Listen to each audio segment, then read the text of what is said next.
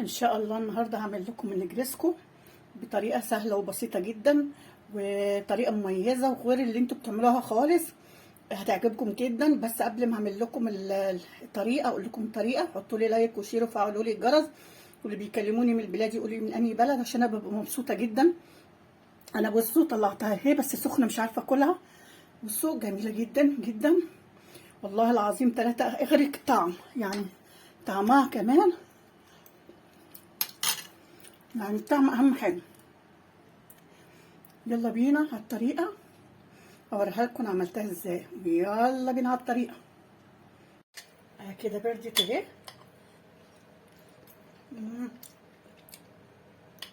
والله العظيم، والله انا ما بحلف بالله كده، والله العظيم طعمها خرافه. والموزاريلا شدت، ما كانتش بتشد الاول، لا بتشد دلوقتي اهي.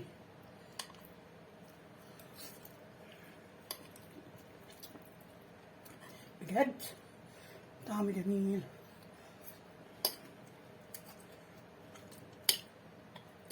الله الله الله، زي العسل، اللهم بارك، زي العسل والله العظيم. بصوا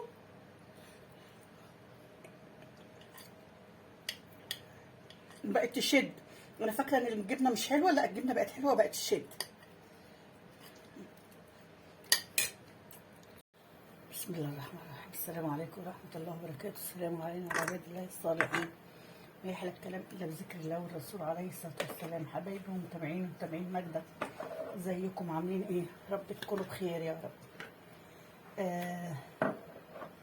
ان شاء الله النهارده هعمل لكم النجريسكو بالمكرونه القلم. مش هعملها بتاع دوت سباكيت او الشرايط، لا هعملها بالقلم. انا عامله ده 400 جرام،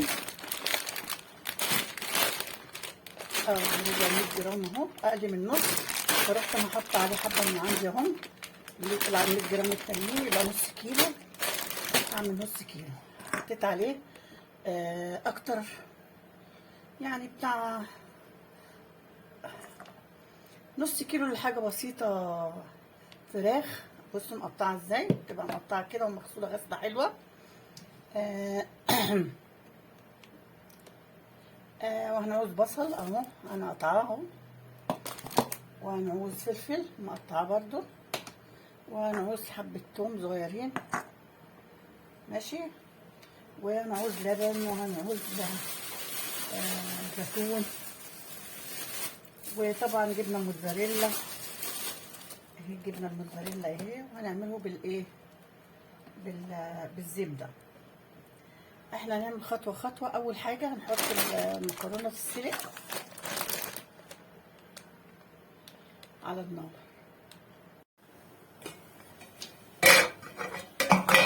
الميه غليت كده، هنحط شويه ملح. اما تسلقي المكرونه اسلقيها يعني 60% من السوا بتاعها، ما تسويهاش جامد لان هتتحط لسه في الفرن كده عشان ما تبقاش مغليه.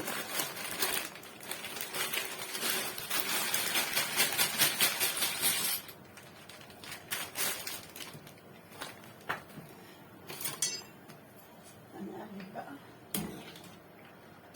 كده ونغطيها بقى ايه لما تستوي. هنيجي هنا نعمل البشاميل بتاع الفراخ بتاعتنا. انا بولع بالكبريت لان ساعات ايه اجي امسك المفتاح الاقيني الكهرباء، بفتح بالكهرباء.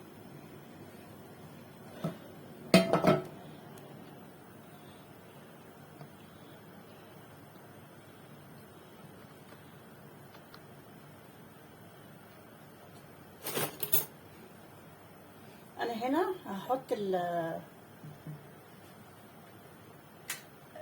بتاعتنا. الفراخ عشان نيه فلازم تستوي الاول قبل البصل، لكن لو انت عملت الفراخ وهتعمليها بيها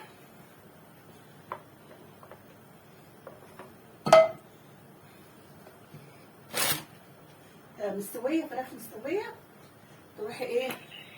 بسم الله والحمد لله والصلاة والسلام على رسول الله. السمنه كده ساحت اهي.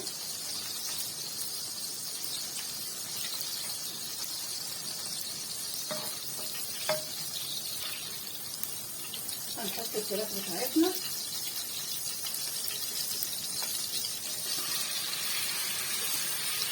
زي ما قلت لكم بصوا مقطعه ازاي كده. معلش انا بختصر في الحاجه شويه علشان مش قادره اقف يا جماعه، والله بعمل غصب عني.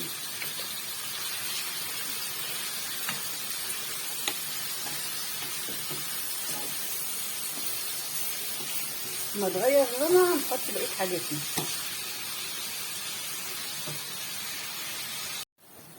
الفراخ اتغير لونها اهي، بس برضه هخليها شويه تستوي،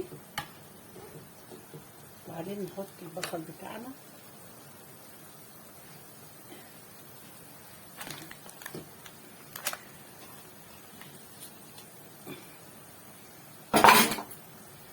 ونقلب.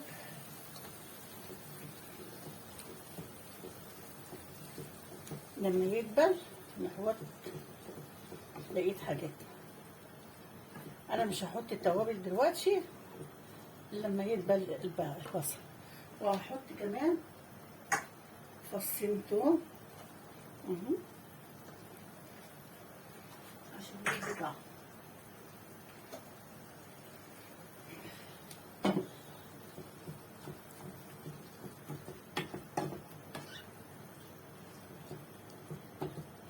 خليه بقى لما ايه،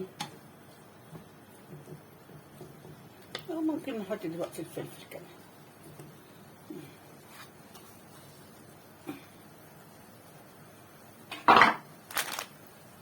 هنحط بقى شويه ملح صغيرين، لان انا هحط ورقه شوربه. هحط فلفل اسود،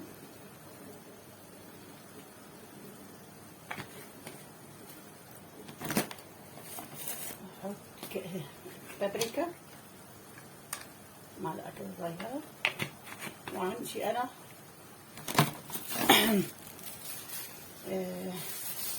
ورق لوري على حبهان على كبابه صيني حبه صغيرين كده. وهحط شويه اسمها ايه، زهرات السبع حبه صغيرين بس كده. ونقلب بقى كل الحاجات الحلوه دي كده مع بعضيها.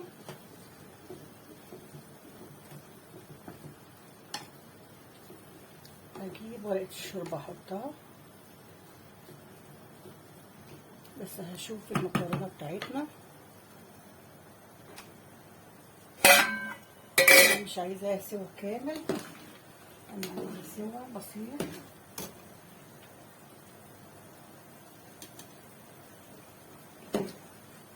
سنه كمان، اخليها سنه كمان.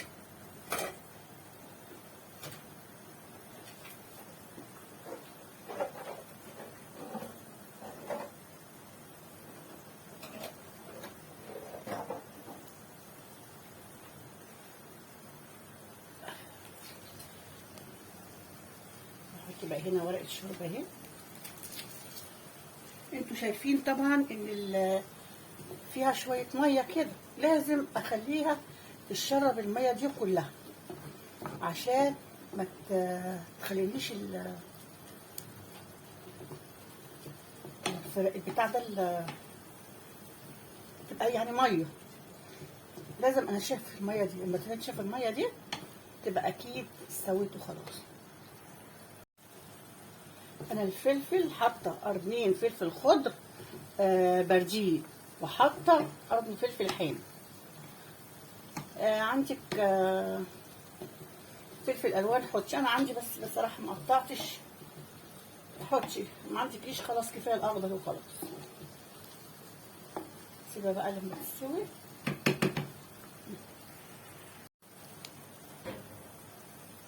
المكرونه بتاعتنا كده استوت حلوه قوي. ابدا اصفيها.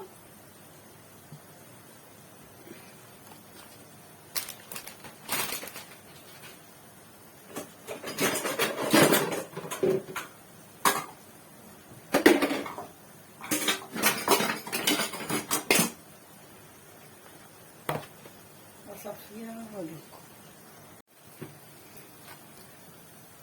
انا حطيت الزبده 4 معالق.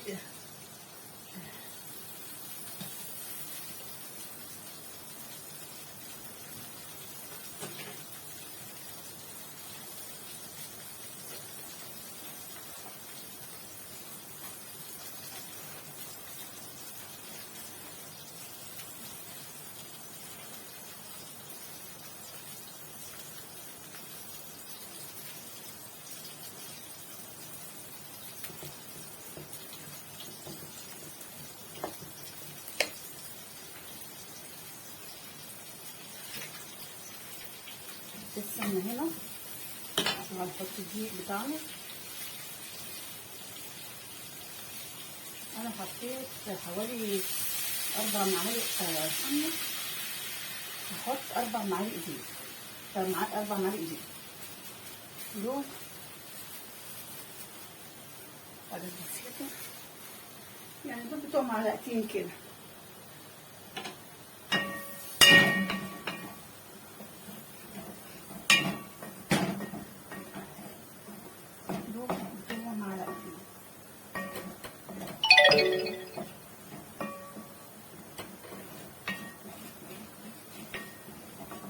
انا هحط كيلو لبن على الكميه دي، وهحط حوالي برضو كيلو بتاع ده شوربه، يعني كيلو لبن على كيلو شوربه عشان تبقى خفيفه وحلوه.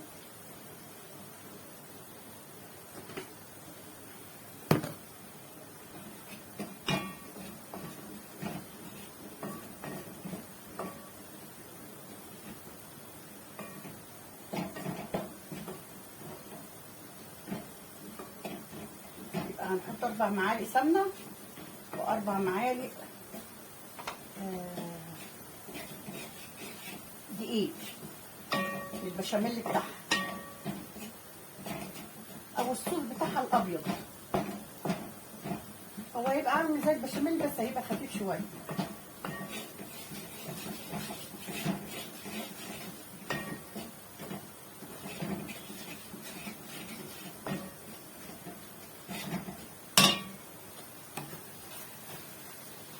لسه هنحط الزيتون الاسود على الفراخ.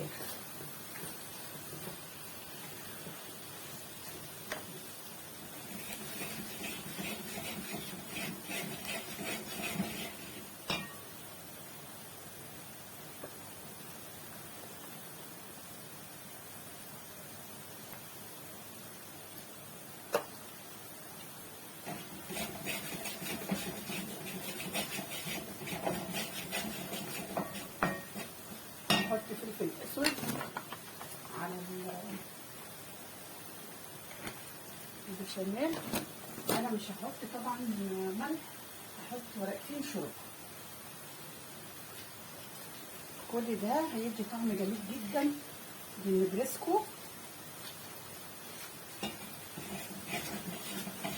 انا مش هحط زي ما قلت لكم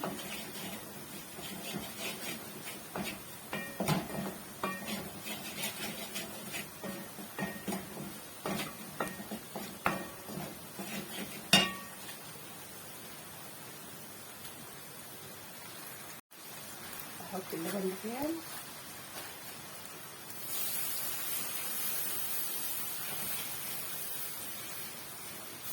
اللي لقيته عايز الشوربه احطها، لقيته مش عايزها يبقى مش هحطها.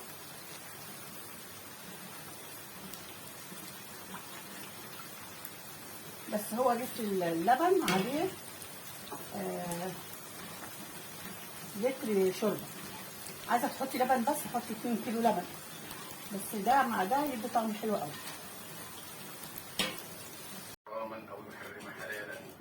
بصوا بتدخل ازاي.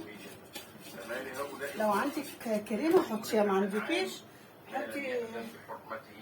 انا هحط بصراحه كان عندي حته قشطه من البتاع ده من اللبن، وهحط حته ايه جبنه موتزاريلا. فإن علم الله بكل ما يفعله البشر وما يقولون محيط وشامل، لا يباشر إنسان عملا ولا يتلو من القرآن آية. يبقى انا حطيت هنا ايه برضو بتاع زي ما تحطي يعني قشطه وجبنه موتزاريلا زي ما انت عايزه حطي، عايزاها كتير عايزاها قليل، انا حاطه الكميه الصغيره دي. واللهم صل على النبي. لو عندك كريمه حطيها. يبقى انا حطيت هنا على البشاميل بتاعي ايه، حطيت قشطه كانت عندي من اللبن، وحطيت بتاع 4 معالق قطعه موزاريلا كبيره يعني عشان تدي مطه للبشاميل.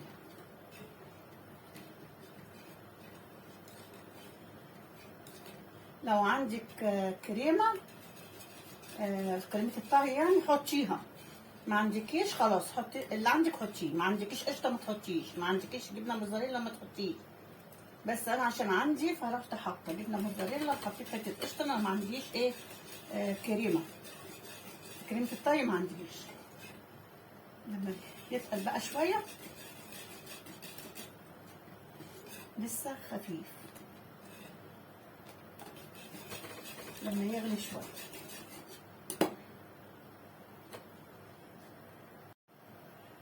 كده البشاميل اللي اتعمل اهو. بصوا حلو قوي قوي كده، عشان لسه ما يقعد هيتخن كمان. بصوا كده حلو قوي. اقفل عليه بقى ونجمع حاجتنا كلها بس. ادي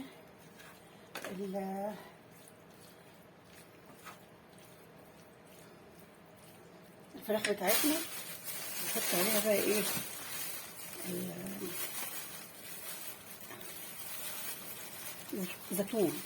زيتون مخلي اسود، انا جايباه اسود.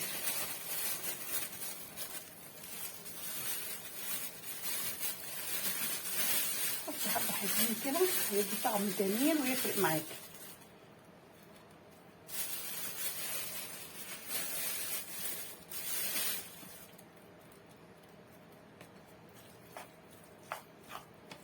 انا مرضتش احطه على النار ليه؟ عشان ما يتهريش، فحطيته كده.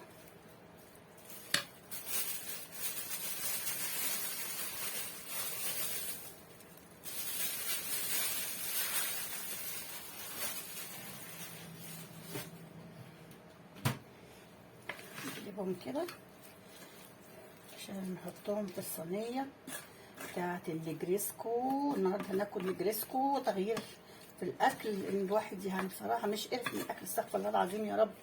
لا يعني زهق، سمك لحمه فراخ، ودي فراخ برضو. يبقى كده عملنا ايه خلاص. حطينا الزيتون على الفراخ وهنركنها كده عشان نجيب المكرونه بتاعتنا. شويه مواعين ايه لما باجي اصور المواعين بتبقى كده.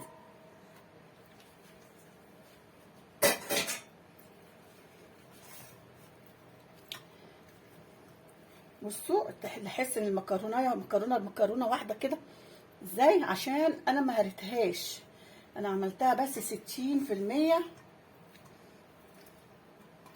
من السوا، وغطيتها عشان ما تهبطش وما تبردش. ده المفروض بتتحط في طاسه في بتاع دي مصفى، وتتحط على النار على الميه بتاعتها علشان ما تبردش. بس انا الحمد لله ما بردتهاش.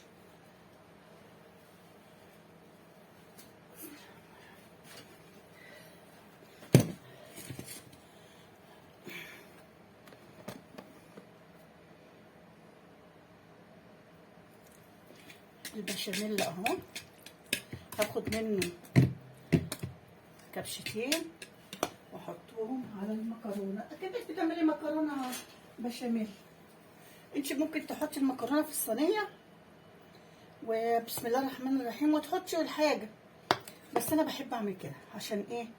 تشرب بشاميل. انا عامله بشاميل كتير وهقول لكم انا حطيت ايه بدل الشوربه، بس ما هعمل الحاجه دي. انا حطيت حاجه تانية غير الشوربه خالص وطلع الطعم بقى خرافه، فعلا خرافه. هقول لكم عليه دلوقتي.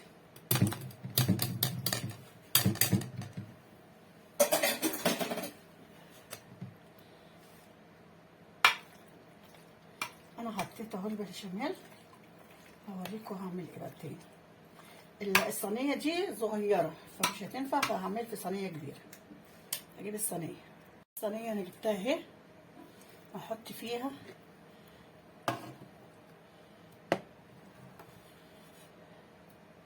شويه من البشاميل بتاعنا،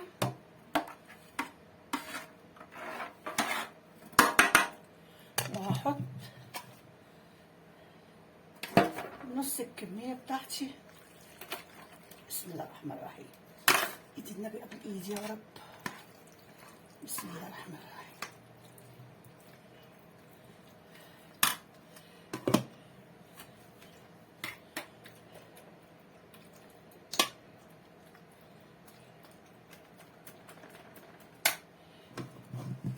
انتم مش شايفين حاجه؟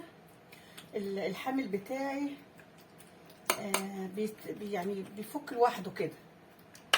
انا كده حطيت رق اهو، هحط حبه كمان عشان الحتت الفاضيه، لان دي لازم ايه،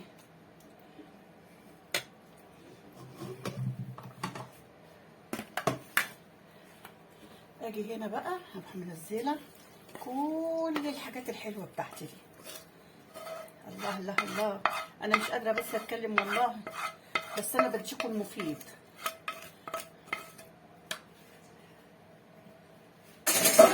الريحه وانا بحط الفراخ بسم الله ما شاء الله عليها، من التوابل اللي انا حطاها ومن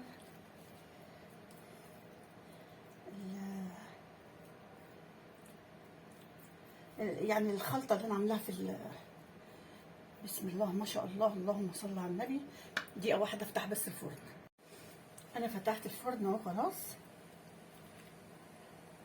على 180. هجيب بقى شويه موتزاريلا واحطهم. انا عندي الموتزاريلا دي فرجها اصلي ايه متاخر،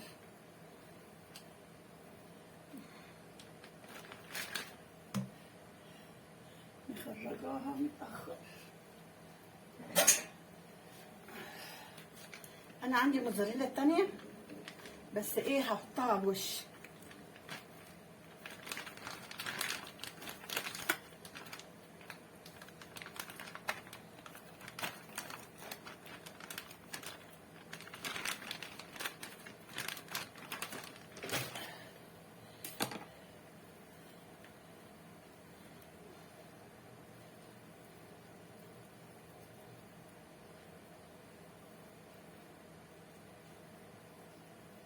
انا ليه حاطه دي لتحت؟ لان حاسه ان هي ما بتمطش قوي زي اللي انا بجيبها.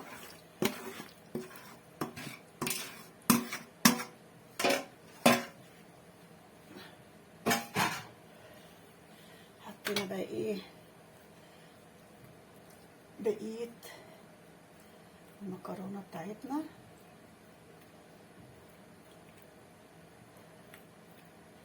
انا جايبه جبنه موتزاريلا من مين؟ من كارفور. هجربها، انا اول مره اجربها. انا جبت كميه صغيره حتى منها وقلت اجربها لو هتمط معايا او كده يعني. كده الصينيه بتاعتنا اتعملت اهي. ننزل بقى البشاميل بتاعنا الباقي كده. بسم الله الرحمن الرحيم. ايدي النبي قبل ايدي يا رب. ايدي النبي قبل ايدي.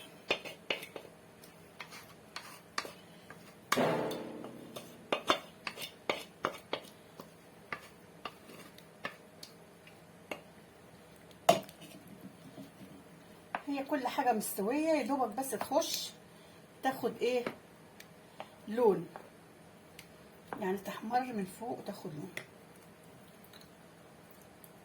البشاميل خطير، هقول لكم ليه بقى.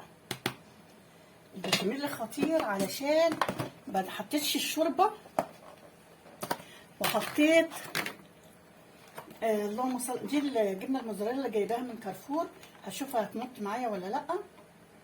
لو هتمط ابقى اجيب من، هي غاليه جدا لعلمكم. يعني ده كان قد ايه؟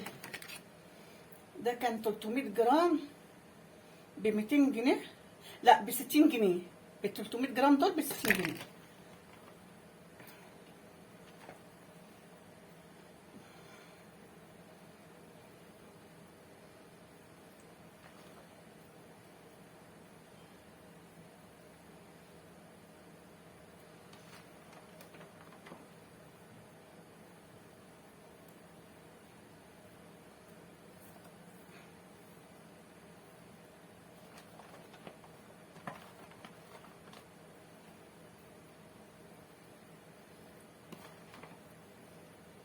انا هحطهم كلهم، يلا عشان تطلع حلوه. انا بس ايه هدخلها الفرن بقى، وبعدين نشوف عملنا ايه بعدين.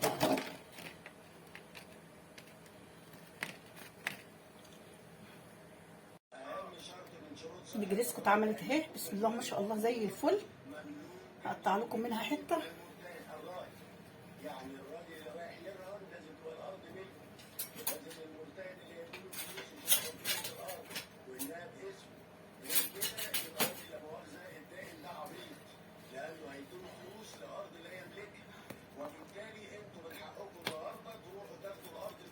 لازم تكون فيها شويه من البشاميل، من الصوص بتاعها، علشان تبقى نجريسكو. التانية البشاميل ما بتبقاش كده.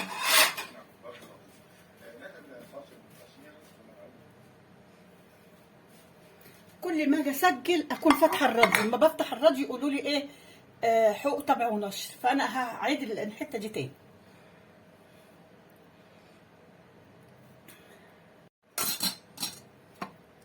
النجريسكو اهي جميله، ولازم يكون فيها ميه كده، فيها يعني الصوص بتاعها كده، علشان ايه تبقى طريه وشوفي حلوه. انا كنت مصوره قبل ما اقطع دي، علشان بس كنت فاتحه الراديو، وما بفتح الراديو يقولوا لي حق طبع ونشر، فرحت قافلاه وعدتها تاني، بس كنت قطعت دي. انا هطلعها لكم بقى. الريحه كمان بسم الله ما شاء الله، اللهم صل على النبي. شايفين؟ اللهم صل على النبي. لازم تبقى فيها شويه ميه وطعم. يا لهوي ايه الطعم ده.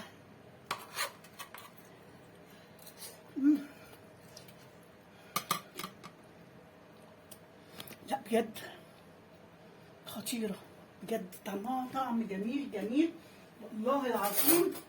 انا ما بضحك عليكم، والله ما بضحك عليكم. وبعدين بصوا فيها ايه.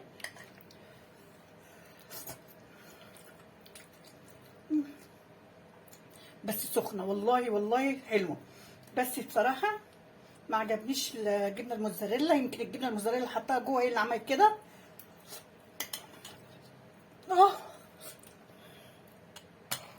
سخنه. يبقى انا كده عملت لكم البتاعه دي،